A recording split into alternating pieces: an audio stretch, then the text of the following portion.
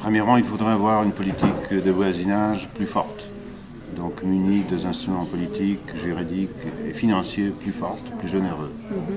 Deuxièmement, il faut différencier cette politique par rapport à de différents voisins. Ils ont de différentes histoires, ils ont de différentes sociétés, et différentes aspirations. Je parle des pays du nord de l'Afrique, du Moyen-Orient, ou des pays de Caucase, ou des pays comme l'Ukraine ou la Biélorussie. Donc il faut d'un côté un tronc commun, et de l'autre côté une différenciation qui est faite sur la mesure des besoins de nos partenaires.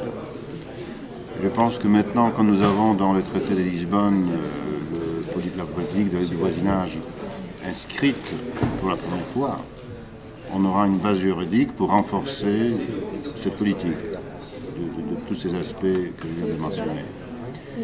Ce sont des pays, parfois comme l'Ukraine, qui jouent un rôle très important du point de vue de transit ou de l'approvisionnement de l'Union européenne en pétrole ou en gaz. Donc c'est un critère additionnel de nouer des liens privilégiés, mais en principe on doit leur offrir tout ce qui est possible, les menus les plus vastes possibles, comme zone de libre-échange, comme coopération dans de différents domaines comme environnement, énergie, sécurité, migration, etc.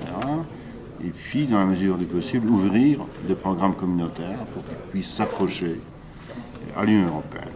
La grande question qu'on se pose, où il y a des divergences de point de vue, c'est ce que la politique de voisinage à l'Est, par exemple, est-ce qu'elle doit mener à une adhésion future ou pas?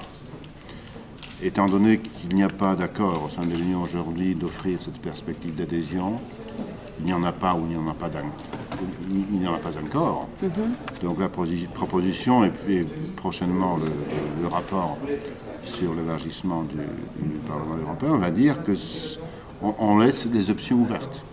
Donc on renforce la politique du voisinage qui sera ouverte. Elle pourra offrir la perspective d'adhésion un jour ou ne pas l'offrir, suivant les cas, suivant les décisions qui seront prises ultérieurement.